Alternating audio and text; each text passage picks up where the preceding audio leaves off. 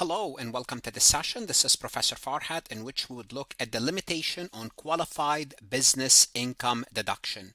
Now this is basically part 3 of this recording, because in the prior session we looked at the general rule for qualified business income deduction, QBI, or section 19AA. And we stated that generally speaking you will get the lesser of 20% of the qualified business income, or modified taxable income 20% of that, the lower of these two, generally speaking. Then we introduced the limitation and we said Congress is generous up to a point. And when we covered those topics, we defined what taxable income is, which we should know. We defined qualified business income. We defined modified taxable income. We also talked about limitations. And the first limitation we had, the overall limitation that I just showed you right here. Then in the second session, we looked at another limitation that applies to high income taxpayer. In this session, we will focus on the third type of limitation that applies specifically to certain type of service business, which are called SSB or SSTB, specified service trade business or specified service business, whatever you want to call it. So in this session, all about this. Let's go ahead and get started. Before we proceed any further, I have a public announcement about my company, farhatlectures.com. You are here because you are serious about mastering taxation. Whether you are taking a tax course, studying for the CPA exam, or enrolled agent, tax feels overwhelming, not because it's impossible, but because it's dense, detailed, and often taught at a pace that doesn't match the way you learn. The rules can feel disconnected, and the logic isn't always explained clearly. At Farhat Lectures, we slow it down. We explain the why behind the rules, break concept into simple steps, and rebuild your understanding from the ground up without assuming any prior knowledge. When explanation matches your learning, everything changes. The confusion fades, the rules start to connect, and tax becomes manageable. If you are ready to understand tax with clarity and confidence, start your free trial at farhatlectures.com and let's build your tax foundation together. Let's start by looking at the limits that we discussed in the prior session. And here's what we said. We said if we have a single taxpayer and their taxable income is up to $203,000 and they have a business, guess what? They will get the full 20% deduction. In other words, there's no limitation up to 203, and for married filing only 406. So whether we are discussing single or married, there's different limit obviously for your different filing status. Now what happened is this. Once you cross this amount, and there's a 75,000 range, once you cross this amount to 278. Once again, once you cross this amount, your deduction will start to go down proportionally. There's a formula. Then once you cross that upper threshold, the 278 or the 556, it all depends whether you are an SSB or a non-SSB or non-SSTB. We did discuss them in the prior session, but it's worth reviewing. Doctors, dentists, lawyers, accountant, consultant, investment advisors, entertainer, athletes, and YouTubers. What's common between all these businesses? Rely on the reputation and effort of the owner ability, the owner personal initiative. So they rely on that individual that owns the business. If you are a non-SSB business, the limitation is based on wages other than yourself and capital investment. And this is what we discussed in the prior session. We said you're a non-SSB. How do we deal with if you are above the limit or you are within the range? It does not matter. In this session, we'll focus on SSBs that are within the range, because if they're outside the range, if they're outside 278 or 556, there's nothing to discuss. You don't qualify for the qualified business deduction anymore, income deduction. You're done. But if you are, then we have to look at how do we perform this computation. And by the way, the formula that we looked at in the prior session, we will be using again today. Once again, a reminder, engineers and architects are not SSB. Now you might be saying why I keep mentioning this, because it's important whether a business is an SSB or a non-SSB. So the IRS says engineers and architects, you cannot count them. It could be an easy question on the CPA exam, on the enrolled agent exam, that's fine. Now, the IRS try to be fair. There's something called the minimis rule for specified service in business. What does that mean? There are certain businesses, what they do, they provide many services. For example, some of their services could be specified service business, and some of it could be non-SSB. So is it automatically as soon as you have an SSB, you are done, you are not considered SSB? No, they try to be fair. Now, but the question is, why do you want to be non-SSB business? You want to be non-SSB business because you can qualify even after your income exceeds the upper threshold. You have limit, but at least you could have something. So businesses, they will try to be considered non-SSB. Now, what would the IRS tells you? Here's the rule. If a business has a gross receipt of 25 million or less, and less than 10% of your receipt is related to specified business, you are good. You will not be tainted. You would still be considered non-specified business. Now, if your gross receipt for the business is more than 25 million, you are only allowed up to 5%. So once you're a large business, well, you could have SSB income, but only 5%. Simply put, less than 25 million, 10%. More than 25 million, 5% allowed. Let's look at an example. Computer services generate 10 million in annual revenue, out of which 9.5 comes from sale of computers, non-SSB business. While the remaining 500,000 is from consulting, installation, and training services, which is considered SSB business.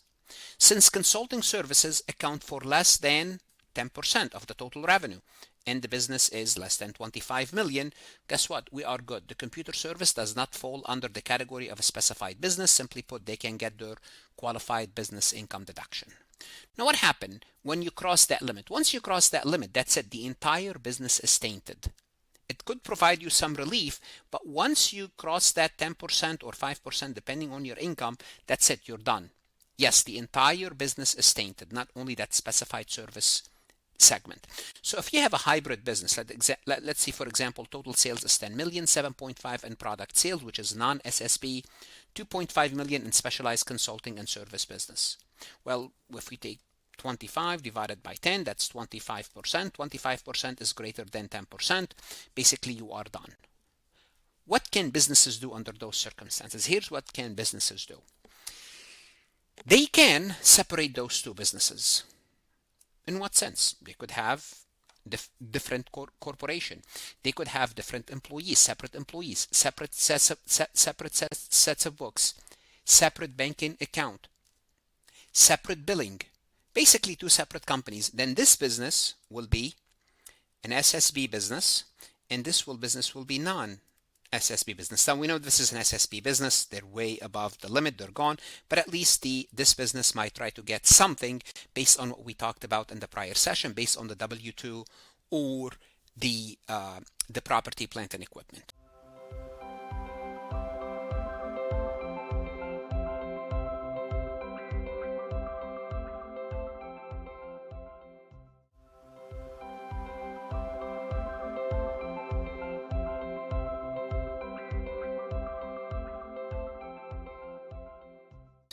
Now let's illustrate how much do we include when we have an SSB business that falls within that range. Remember, this is the whole session is about SSB business falls within this range, because the first session was when they fall below, and outside we don't need to, because it doesn't really matter. Under those circumstances, we have to compute what's called an applicable percentage, and that applicable percentage is 100% minus the taxable income minus the lower threshold divided by the range, whether you are single or married filing jointly. The range could be 75 for single, 150 for married filing jointly.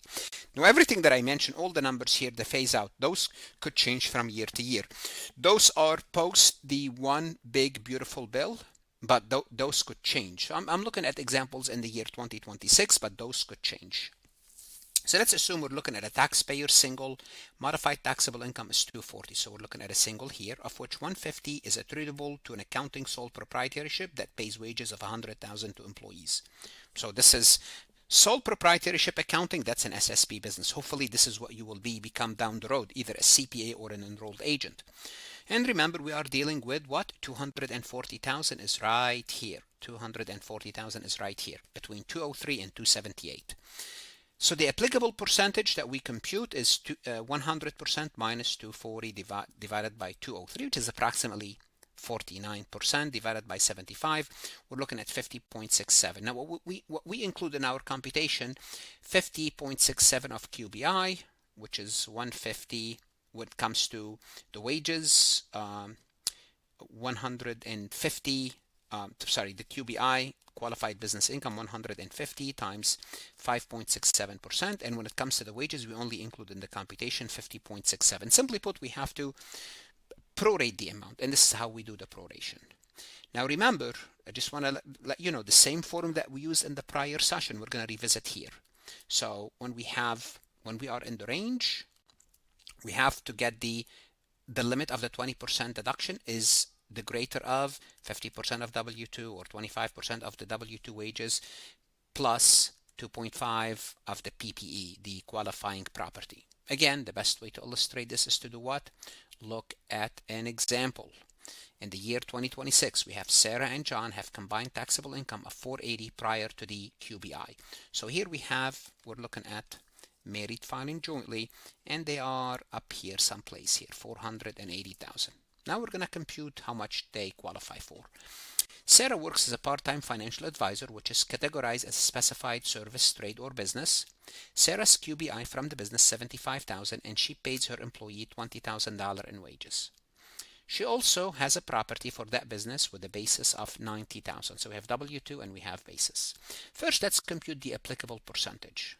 100% minus, in parentheses, taxable income minus the lower threshold for married filing jointly divided by the range. So we're looking at an applicable percentage, again, approximately 50%, 49.33. So let's compute the tentative QBI. The tentative QBI is the QBI times 20% times 4.993. Remember, you have to prorate it. 7,400. That's the tentative. That's not going to be the answer. It could be, but it may not. But this is the starting position. Now we have to compute the wage and the capital limitation. This is not step 3. Compute the wage and capital limitation. We're going to find the greater of the 50% of the W-2 limitation, which is 20,000 times 50%, applicable percentage, 4,933, or the greater of 25% of W-2 wages plus 2.5% of the property basis. So 20,000 wages times 25% times 4.4933 plus 90,000 of property, plant, and equipment unadjusted basis times 2.5% times 0.4933. After we perform the computation, the other number is 3,575. Now between those two, A or B, at this point we would choose the greater of these two, and the greater is 4933, the greater of A and B. Are we done yet? No. Remember, we are within the limit. We did not finish the computation yet.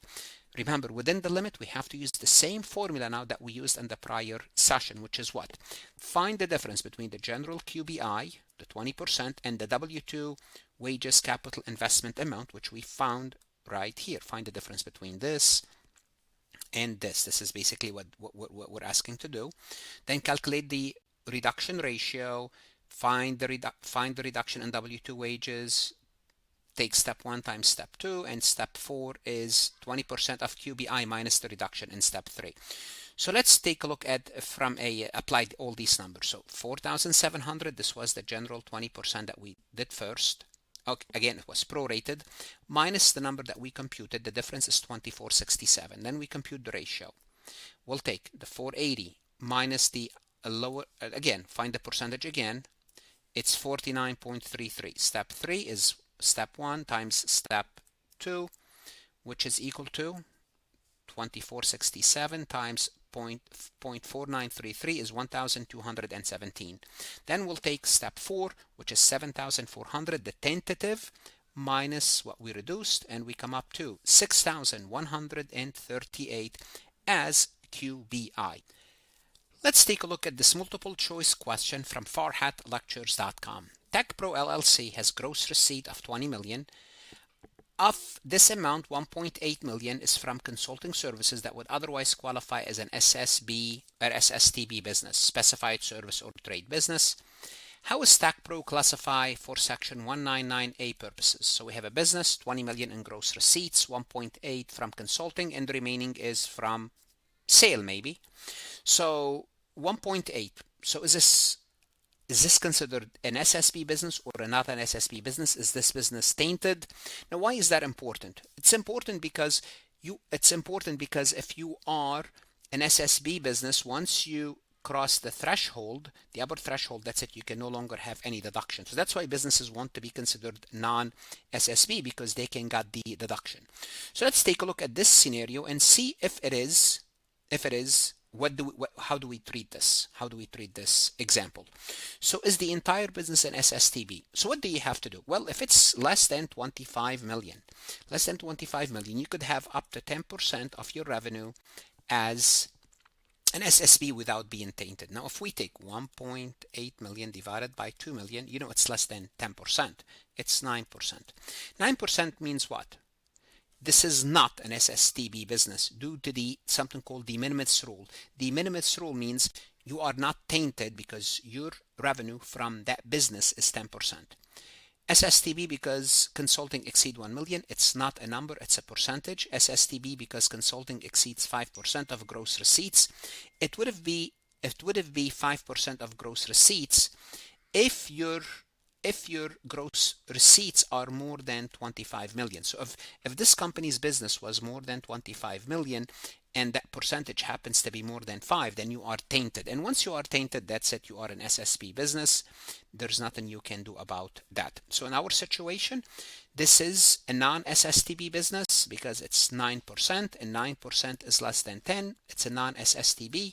The owner will get the deduction, because they're not non-SSTB business. If they are SSTB, that's it, no deduction, move on. Now, if you're taking this question using Farhat lectures, you could always ask the AI to explain this topic further if you would like to. Ask AI to explain the correct and incorrect answer, or create a similar MCQ to test your knowledge to make sure you understand this concept. What should you do now? The best thing you can do is invest in yourself. Go to Farhat lectures, look at additional lectures, resources, podcasts, AI tools, exercises that will help you, whether you are an accounting student, CPA exam candidate, enrolled agent. Once again, invest in yourself. That's the best investment you can make, and God bless.